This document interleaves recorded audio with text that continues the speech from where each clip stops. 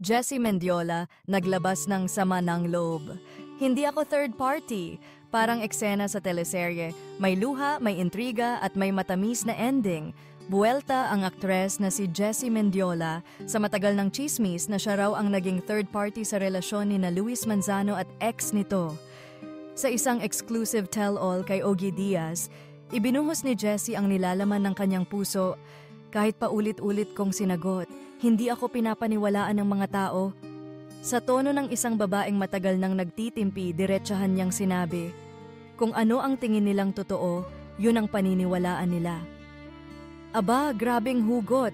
Pero kahit masakit, pinili ni Jessie na manahimik. Ipinasa Diyos na lang daw niya ang lahat. Sabihin na nila ang gusto nila, basta alam kong darating ang tamang panahon at ire-reward mo ako, ani pa niya. At ang reward nga, walang iba kundi ang pamilya nila ni Luis Manzano. Nagkaroon ako ng magandang pamilya at masaya na ako ngayon, sabi ni Jessie na parang leading lady sa sariling fairy tale. Pero teka, hindi lang yan ang pasabog.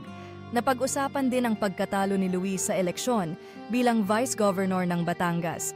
Ayon kay Jessie, masakit man, pero patuloy pa rin ang serbisyo publiko ng mister niya, kahit hindi lahat ay natuwa. You can't please everyone, pero kung payapa ka at alam ng Diyos ang laman ng puso mo, yun lang ang mahalaga, dagdag pa ni Jessie.